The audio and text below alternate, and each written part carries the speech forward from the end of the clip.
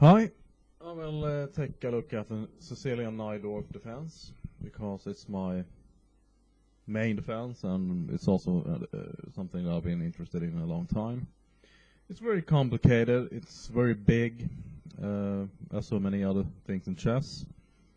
So I will at least make one video, perhaps more, about this defense, and I will do this live. And what I mean by live is that I will simply use a special Najdorf book, a book tree.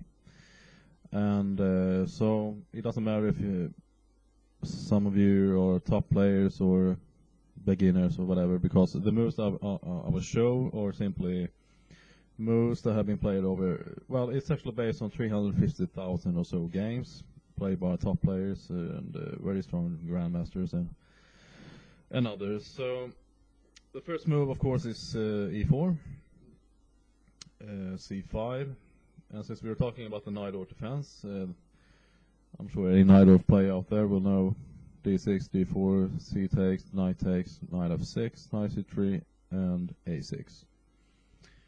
And there are many moves. So basically what I will do, I actually got a message from somebody who appreciated my idea to simply show the moves very quickly right off over the board. And that's basically what I will do in this video. I won't go to lengthy discussions about theory or my own experiences and stuff like that, but I will throw in a word here and there. So let's begin with the most common move in this position, at least according to my book, is bishop e3. Now, there was a time when knight g4 was a very popular move, and Gary Kasparov produced a couple of DVDs a few years ago where he talked about this particular move, and of course other moves as well, and then he covered bishop g5 and possibly bishop c1 as well. But bishop g5 is actually the most common move here. And so I will simply show this very fast, and this is loaded with theory and a long discussion, so I can't cover all that stuff. So, but this is basically what happens: f3, or then there's also a knight f5, and if knight f5, then bishop takes, e takes, followed by knight b to c6, knight d5. Either castles or e6. Personally, I prefer e6, but there is also castles, followed by bishop e2, e6, etc. So basically, it's almost the same position. But the difference here is that if black does not castle and instead plays e6, f takes, knight e3, and let's say castles here, then this. The difference is, of course, that black didn't castle on the first move, so not much else really. But here, let's say knight. Okay, let's take a look at a couple. That was e6, but also showed castles.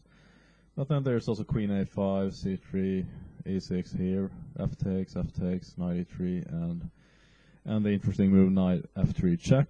And the point here is that of the queen takes, bishop takes, king d1, queen a4 check, knight c2, bishop b2, rook c1, bishop takes, and here queen f6, threatening the rook here on h8, and then king d7, king takes, and rook a to c8.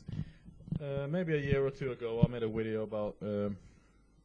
about this particular variation where I was playing, I can't recall exactly which engine it was, maybe it was Ripco or maybe Fritz.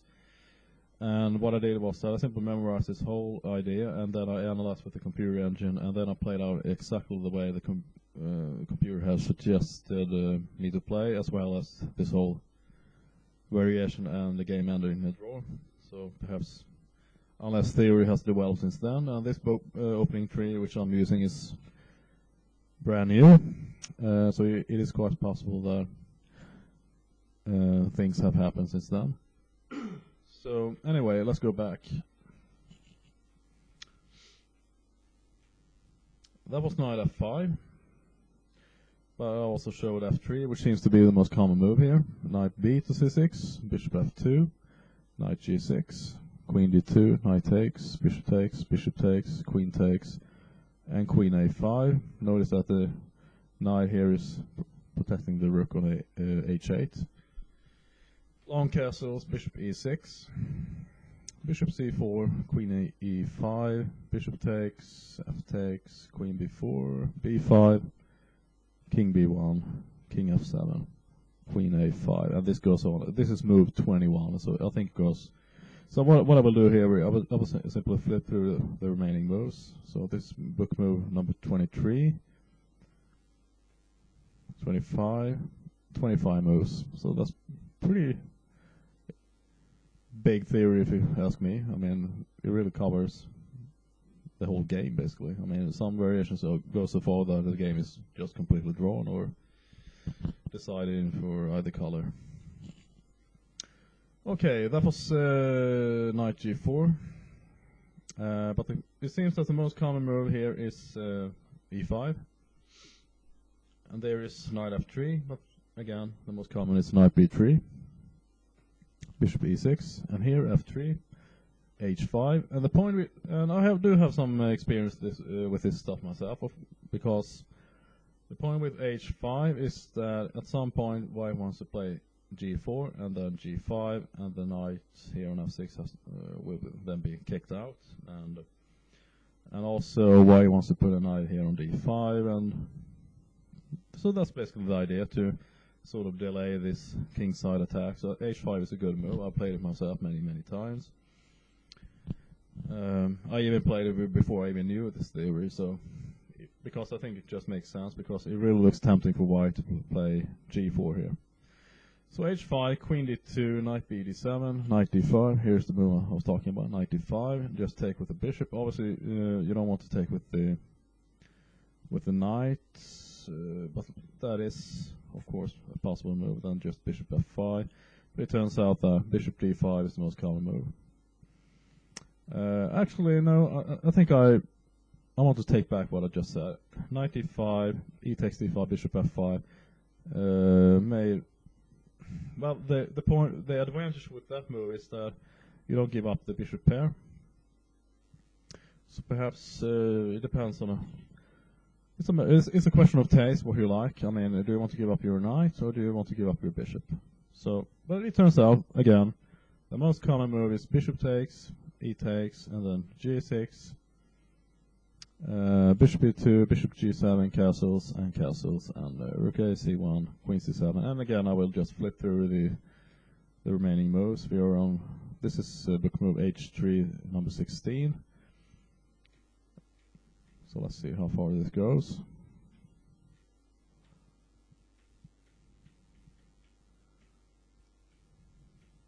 Okay, again 25 moves.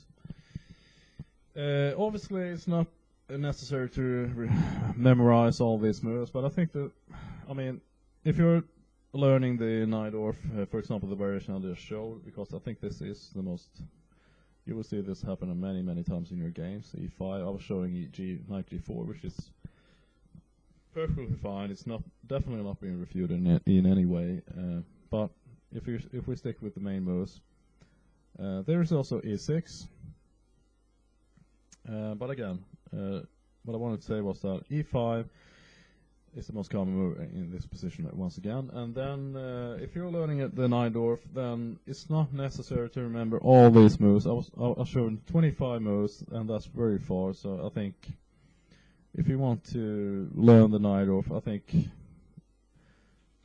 basically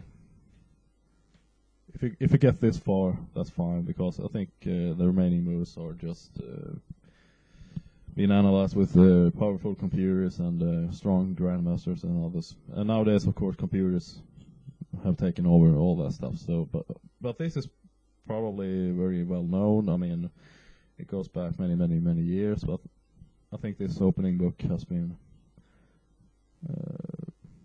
let's say, developed with strong computers. But again, I mean, if you remember all this, that's very fine. Okay, I will end this video with, let's see, c takes c4, knight takes c9, knight f6, knight c3, a6, and there's also f3. again, e5 or e6. Actually, I want to go back one more time and show after this move there was also e6, and this is perfectly fine as well. There might be one drawback, which is that you're e6. You're locking in this bishop, but you know after b5, bishop b7, it comes out anyway.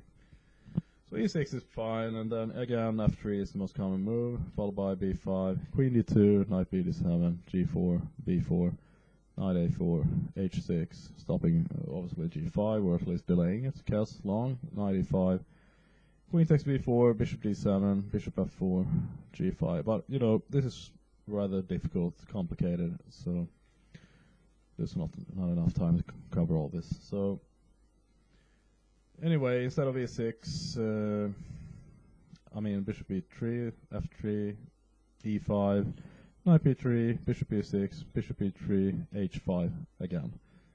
Queen d2, knight b d7, knight d5. Just takes with the bishop or the knight, whatever you like. But bishop d5 is the more common move again. So it transposes into the same variation that we were looking at before. Okay, I will make a part 2. I'm running out of time, so I hope you learn at least something from this video about the Najdorf defense, which again c4, c5, knight f3, d6, d4, c takes d4, knight takes d4, knight f6, knight c3, a6, and we were looking at bishop e3, f3, and bishop g5.